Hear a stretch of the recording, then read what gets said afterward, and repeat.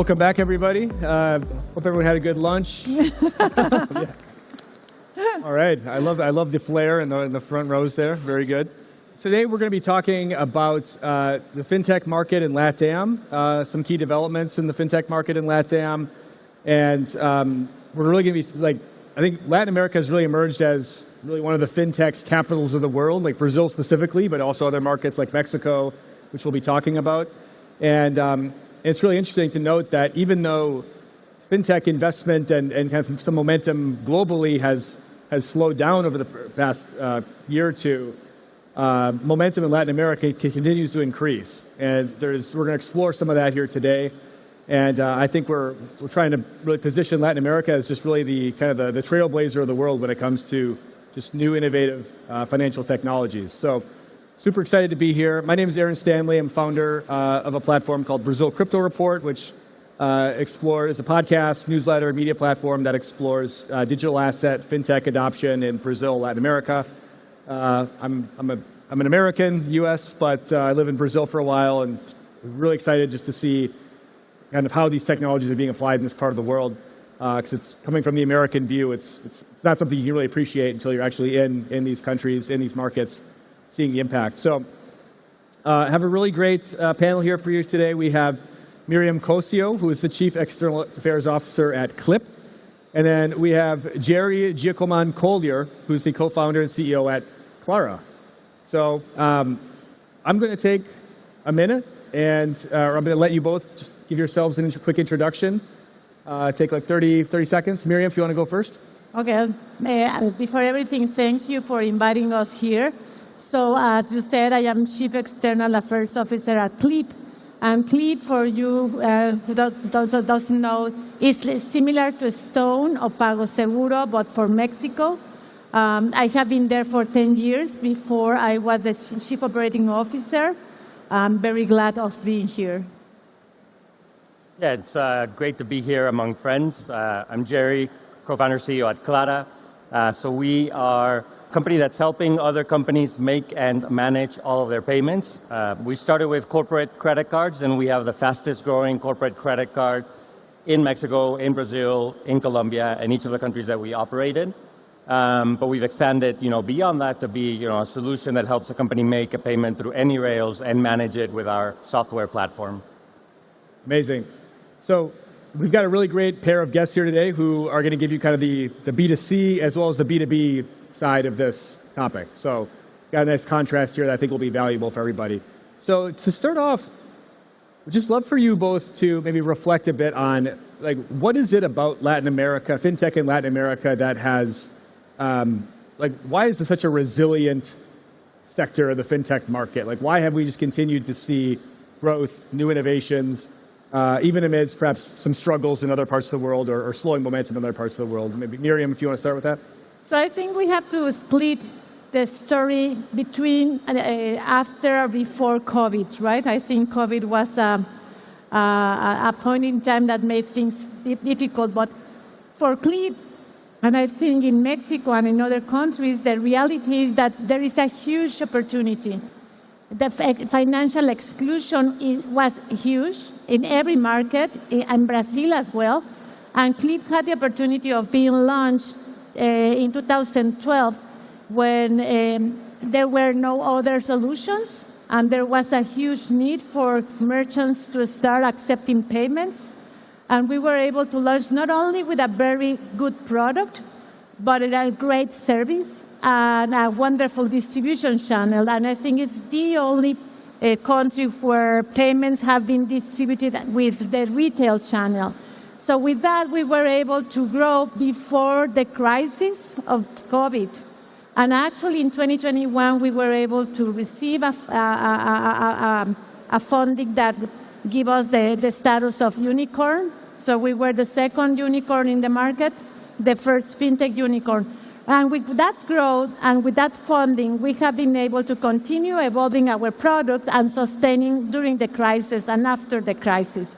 And now we are the largest acquirer by number of merchants in the market. And then Gerry, do you see that same kind of post-COVID, pre-COVID divide on your side as well? I suppose so in many ways, though Clara did start post-COVID, so in a sense, we've also ridden that wave. And it's great to share this stage here with Myriam, because as you mentioned, you're the fastest growing sub-acquirer in all of Mexico. We have the fastest growing corporate credit cards, like helping businesses make digital payments. And so in some ways, you're embodying why fintech is so important and, having this success in Latin America. And it's because, what we're solving for is really not just about convenience, which is what you see in other parts of the world. Yes, that's part of it. We're building, great software, great solutions on top of what we're doing. But in many cases, it's also about access, right? And especially when you move outside of Brazil, which is a bit further ahead than most of the rest of the region, you realize for many of your customers, they didn't have a way to accept digital payments before. In our case, many of our customers, we serve, from SMEs to startups to some of the largest enterprises, but especially when you get kind of below that top enterprise level, many customers in Mexico, many companies did not have access to a corporate credit card. And really both of those things, right? Having a card, a payment method to make digital payments instead of having to manage everything with cash or bank transfers, which are not as agile. But also the credit card piece where, folks that had long-standing relationships with their banks couldn't even get a small credit line or, a line tied to the card payment solution. So it's been really,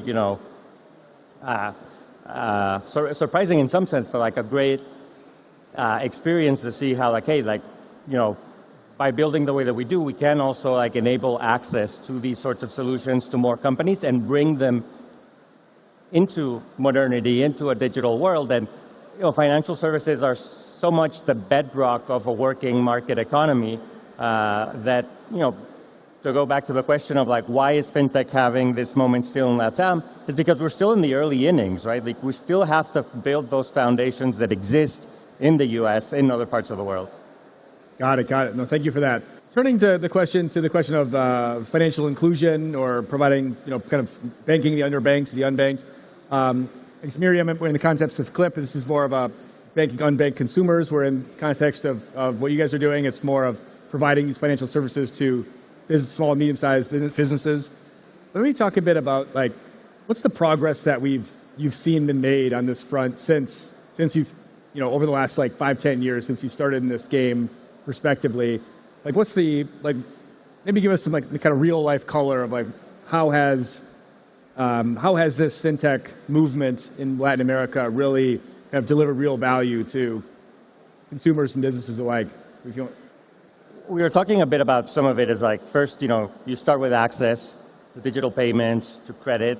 But I think what's most exciting is kind of what comes after, right? Because you're effectively transitioning a lot of the economy from analog payments, in cash, for example, to digital payments that are full of information, even at the point of transaction itself, right? So when you're paying someone in cash, it's not easy to know or have a record unless you're writing it down in a notebook manually, who paid, who else for what, kind of if there was an approval layer for it. You don't necessarily have all this information about the merchant brought in.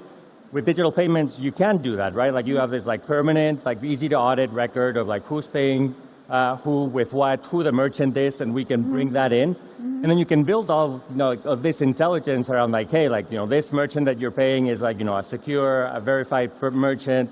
You also have the security of card payment rails where if you're defrauded, you have recourse, right? As a payer, you can get reimbursed. You can build all sorts of intelligence around that, giving companies, instant visibility and insights into how they're spending so they can make better decisions. And, because the companies are better run, it means that they also end up getting access to other financial products, to more credit. And so it really starts creating this flywheel that I think is really exciting. And companies like ours that maybe start with a point solution, making the payments or acquiring payments, with technology, there's so much that you can build around it. And that's, I think, the evolution that we're starting to see. Amazing. And I think it's the same that has been seen everywhere. As Gerry said, we started with payments in Clip and with card-present transactions. Card-not-present transactions in Mexico were non-existent, honestly speaking. COVID actually forced us to go card-not-present. But 60% of the merchants that Clip serves had never taken cards before. They are new to payments. And when they are new to payments, they first need to trust that you are going to pay them, right? It's their money or their business. So we need to gain them trust. But once they have having transactions, Clip has evolved to create new products precisely for those merchants that haven't had any other financial service before. So we started with payments. Now we have a card as well. So we have a wallet for them to receive their payments immediately, like Pix, actually, but from cards. And now we as well are providing loans to payments based on their transactional record. So even though they don't have any type of credit history, because of the transactions we have, we are being able to assess their credit risk and actually give them credit. So they can start creating as well a credit history within the system. So everything is part of financial inclusion. Yeah, and I love that because I think it's a great example of just like why electronic payments it's such a game-changing concept, right? Binance is the largest platform for digital asset trading with over 250 million users around the world and over 350 trading pairs. Access best-in-class products and services for investors and advanced tools for institutional players.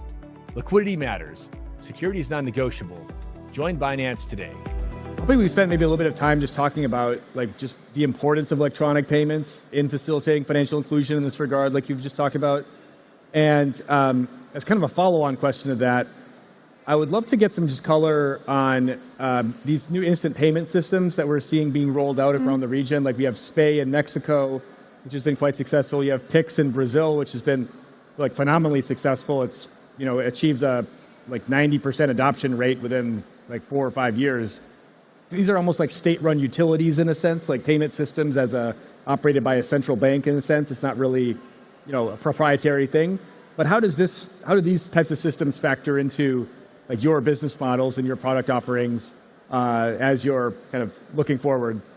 So we get to see, as a company that's operating in Mexico and Brazil, kind of the two anchor countries in the region, just the kind of differences in how they're evolving. And in many ways, as we discussed, Brazil's a bit further ahead.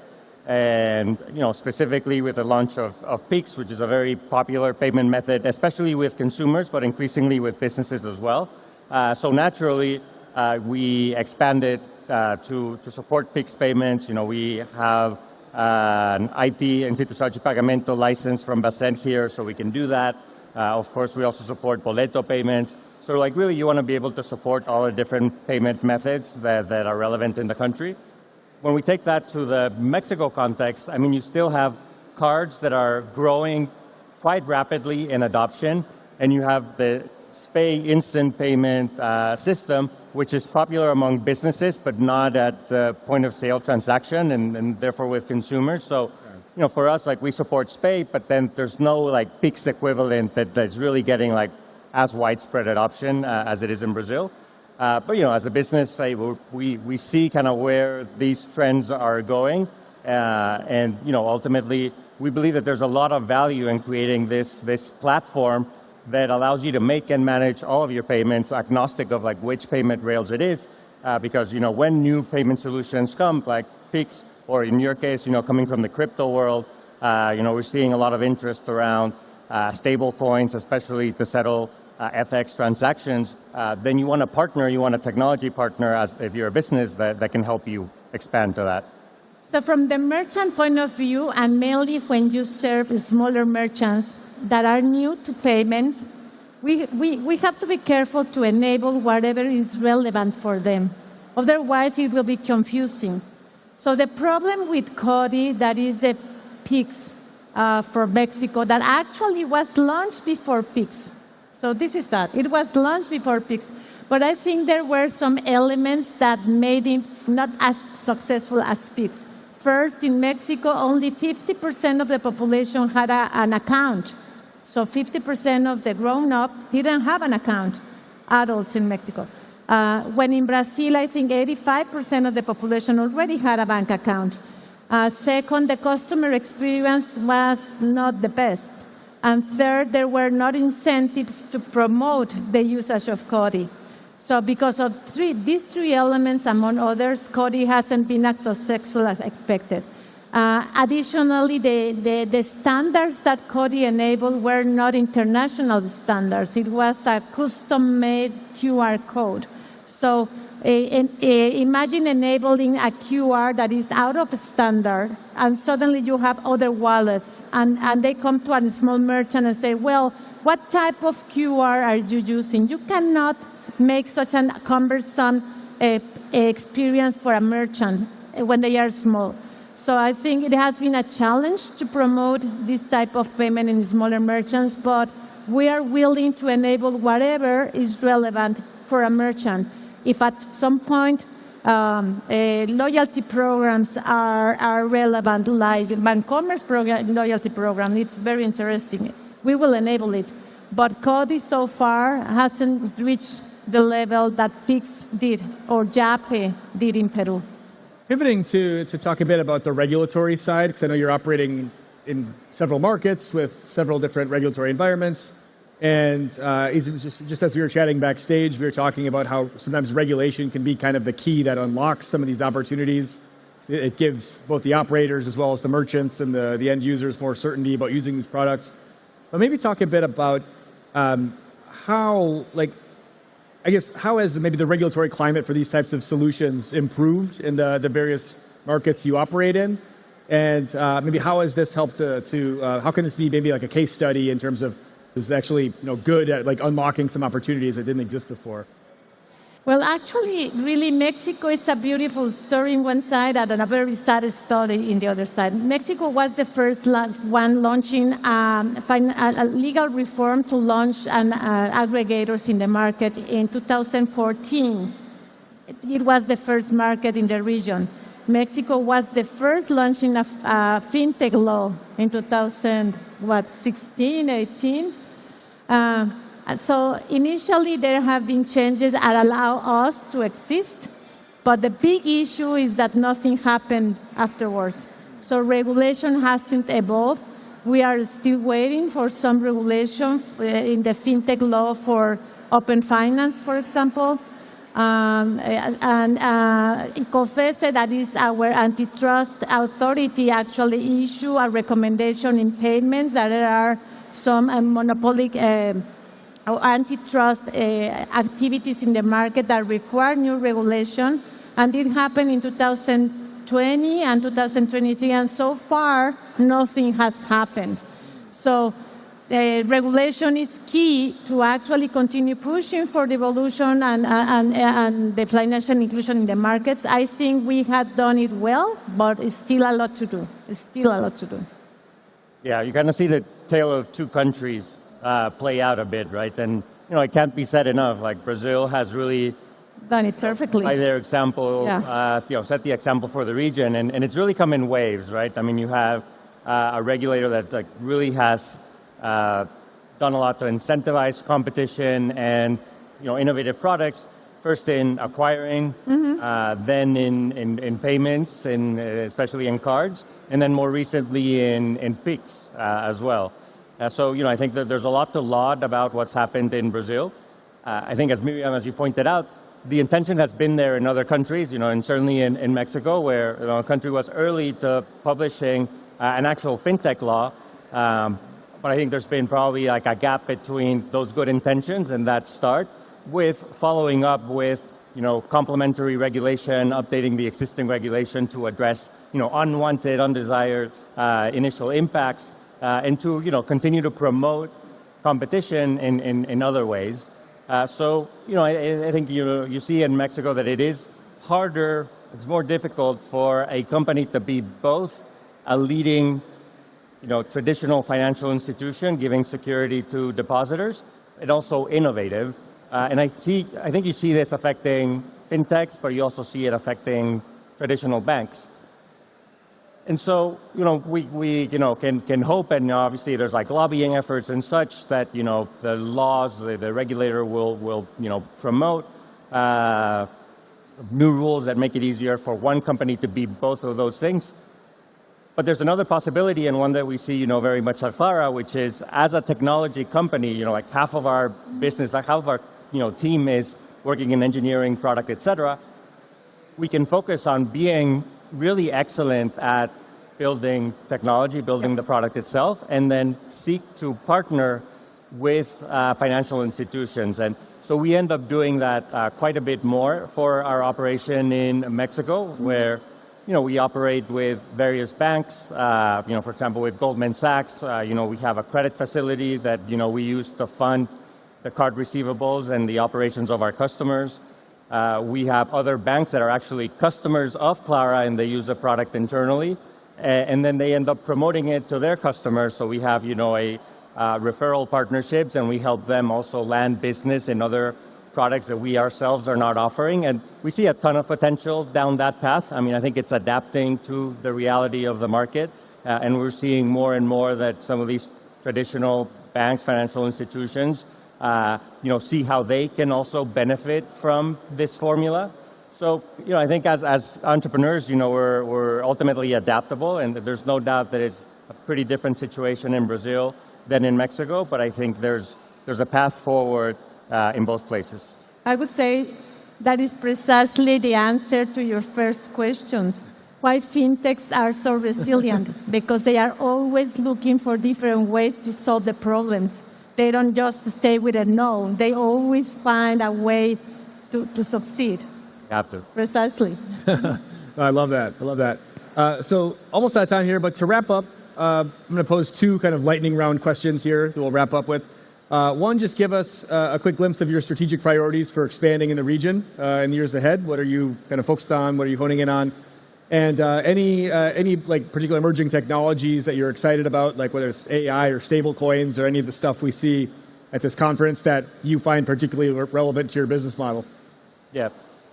So we operate today in Mexico, Brazil, Colombia. That's about 2/3 of the region's GDP.